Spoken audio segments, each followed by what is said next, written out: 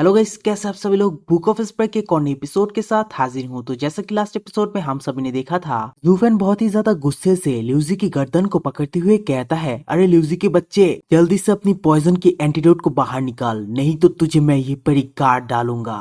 और बहुत ही ज्यादा गुस्से से उसकी गर्दन को और भी ज्यादा जोर से नोचते हुए कहता है, मैं अभी यहाँ पर सिर्फ 3 तक गिनूंगा, उसके बाद तुझे मैं मार डालूंगा। इस बीच अगर तू एंटीडोट निकालना चाहते है, तेरे लिए यही अच्छा होगा, जल्दी से जल्दी इसका एंटीडोट बाहर निकाल। इसी के साथ ही जूफेन काउंटडाउन करना शुरू कर देते हैं, 1 2। और जैसे ही 3 बोलने लगती है, तभी ल्यूजी अपनी जेब से एक बोतल को बाहर निकालते हुए कहता है, ये लो, ये ही उस पॉइजन का एंटीडोट है, प्लीज मुझे छोड़ दो। इस एपिसोड के स्टार्टिंग में हमें दिखाया जाता है जूफेन उस एंटीडोट को लेने के बाद ल्यूजी को फेंक डालता है। दूसरी तरफ वेनेबल जैन इस चीज को देखने के बाद ल्यूजी से कहता है, ल्यूजी, अगर तुम्हारे पास एंटीडोट पहले से ही था तो फिर तुमने इसे पहले क्यों नहीं दिया। दूसरी तरफ जूफेन पहले तो ल्यूजी को थोड़ा बहुत घूरता है, उसके बाद वहां से चले जाता है। और वहां से चले आने के बाद एक दर्द के पीछे से कोई कहता है, जूफेन। तो एक पेड़ के पीछे से जीटियन बाहर निकलते हुए कहता है, बहुत दिनों से मुलाकात नहीं हुई बटलर जूफेन। और उसके साथ साथ प्रिंसेस यूनिंग और श्वार्निंग भी रहता है। तो जीटियन जूफेन से कहता है, ड्रैगन क्लाउड सिटी में निंगेन की मौत के बाद से तुम्हें इस तरह से मैंने आपा खोते हुए नहीं देखा है। ऐसा लगता है ल्यूजी के उस हमले ने तुम्हारे अंदर बहुत ज्यादा चोट पहुंचाया है। और ये कहने के बाद जीटियन जोर जोर से हंसने लगती है। दूसरी तरफ जूफेन जीटियन को देखते हुए कहता है, जीटियन शंग, तुम यहाँ पर क्यों हो? क्या तुम भी तियानो के प्रतिनिधि की तरफ से आए हो? जो सुनने के बाद जीटियन कहता है, ऐसा नहीं है, लगता है आपने पहले मुझे वहाँ पर नहीं देखा था, लेकिन मैंने वहाँ पर तुम्हारी अहंकार और दबंग गुस्से को महसूस किया। और अब तुम्हें देख के लगता है इतने वर्षों के बाद स्थिति वैसे ही है, लगता है तुम्हारे अंदर कुछ भी नहीं बदला है। जूफेन, तुम जानते ही हो मैं शुरुआत से किस लक्ष्य पर काम कर रहा हूँ। क्या तुम्हें अभी भी मेरा शुरुआती लक्ष्य याद?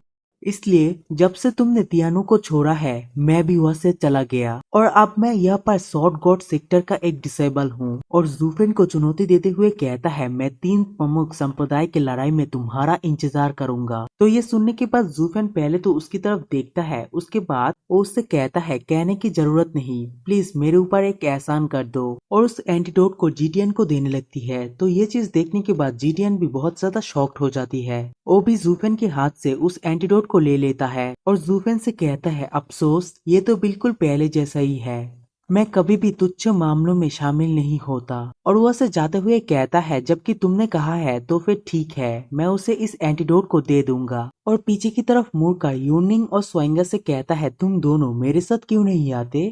शायद तुम लोग अभी तक चू बिल्डिंग के मालिक से नहीं मिले हो।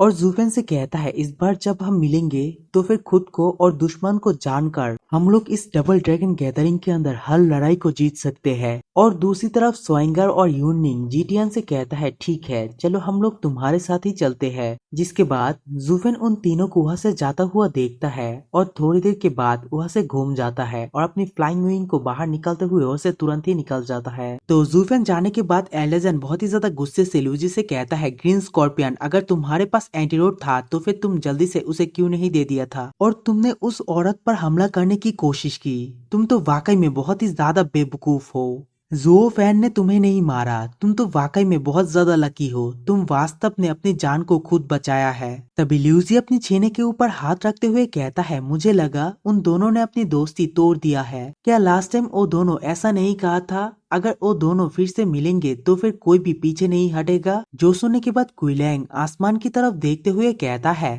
अफसोस, उन दोनों ने कहा अब उनका एक दूसरे से रिश्ता खत्म हो चुका है, लेकिन ये चीज करना इतना आसान कैसे हो सकता है? इस दुनिया में जब एक पुरुष एक महिला से मिलता है तो उनके दिल और दिमाग कभी एक दूसरे से अलग नहीं हो पाते। क्या तुमने ये चीज नहीं देखा? उस लड़की ने जूफेन की खातिर तुम्हें चाकू नहीं मारा था और बटलर जूफेन ने भी उस लड़की की वजह से ही तुम्हें पीटा। इसे कहते हैं कहना एक बात और सोचना दूसरी बात। अगर आसान भाषा में कहूँ तो उन दोनों के उलझन भरी चीज में आप फंस चुके हैं। जो सुनने के बाद ल्यूजी बहुत ही ज्यादा गुस्से से कहता है, अरे वाह, ये कितना ज्यादा बकवास है। वो लोग कहते कुछ है और मतलब कुछ और निकल आता है, तो मैं ही इतना ज्यादा बदकिस्मत वाला क्यों हूँ? और वेनेबल जैन से कहता है, गून फैन, मैं बस वही कर रहा हूँ जो तुमने कहा था। मैं उन कमीनों के ऊपर कोई भी दया नहीं दिखाऊंगा जो नदी पार करते हैं और पार करते ही पुल को नष्ट कर देते हैं। जो सुनने के बाद वेनेरेबल जैन कहता है, नहीं नहीं नहीं, कृपया इस मामले को मेरे ऊपर मत लाइए। क्या मैंने तुमसे उस लड़की के ऊपर निर्दयी होने के लिए कहा था? पता नहीं तुम जू फैन को क्या समझते हो और उसे किस तरह से देखते हो। और वह से चले जाते हुए कहता है, और अब मुझे लगता है जू फैन ने बिल्कुल सही कहा। उन्होंने तुम्हें लंबे समय तक बर्दाश्त किया है, लेकिन तुमने इस दौरान उसे ज्यादा महत्वपूर्ण नहीं समझा है। हो सकता है कि जू फैन को दूसरे मामलों में परवाह ना हो, लेकिन इस मामलों में तुमने सचमुच उसके सीमाओं को तोड़ डाला है। क्या तुमने पहले नहीं देखा था उसने फ्लेमिंग डीमन सेक्टर के यान मो के साथ कैसा बर्ताव किया था?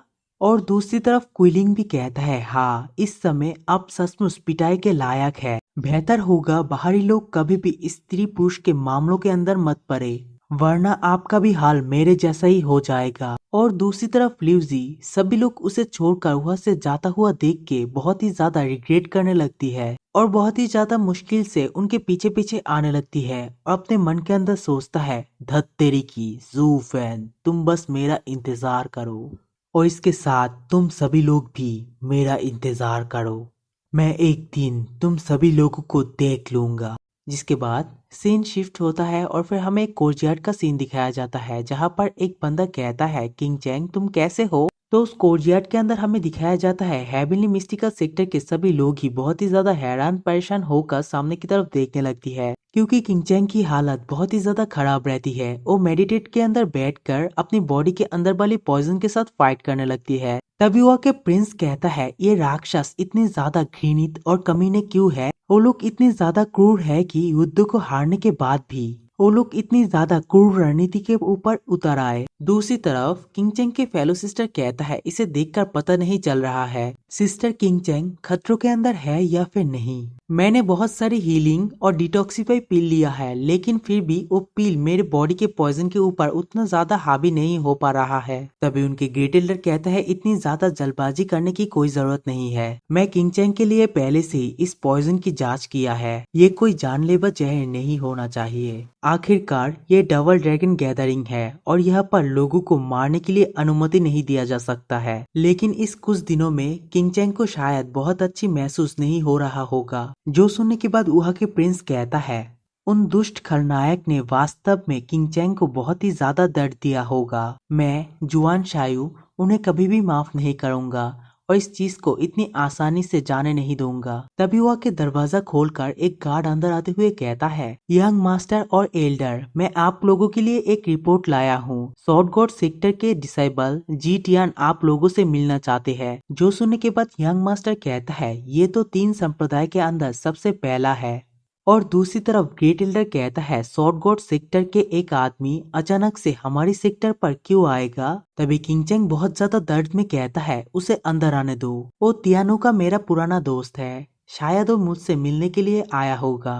जो सुनने के बाद यंग मास्टर बहुत ज्यादा गुस्से से अपने मन के अंदर सोचता है, ये क्या फिर से एक पुराना दोस्त निकाल आया? और वो गार्ड से कहता है, जाओ जाकर उसे बोल दो जूनियर सिस्टर किंग चैंग को जहर दिया गया है और अब उसके पास मेहमानों से मिलने का समय नहीं है, इसलिए उसे बस भेज दो। तभी ग्रेट एल्डर कहता है, रुकिए सर, 1 मिनट रुकिए। उसके पीछे शॉर्ट गॉड सेक्टर है, जो चीन के 3 प्रमुख संप्रदाय के नेता है। हम इस सम्मान को अस्वीकार नहीं कर सकते हैं, इसलिए कृपया उसे अंदर आने के लिए कहे। जो सुनने के बाद यंग मास्टर चीरते हुए कहता है, ठीक है। जिसके बाद हमें किसी को अंदर आता हुआ दिखाया जाता है और आप लोग जानते ही है, ये और कोई नहीं बल्कि जीटियान है। वो आकर सभी लोगों को ग्रीट करता हुआ कहता है, मिस्टर चू, मैंने आपको कई सालों से नहीं देखा है, हाल ही में आप कैसे हैं? तो इसी के साथ यही वाला एपिसोड यही वाली खत्म हो जाता है। नेक्स्ट एपिसोड अगले हफ्ते को आएंगे, तब तक के लिए मेरे चैनल को सब्सक्राइब कर दो।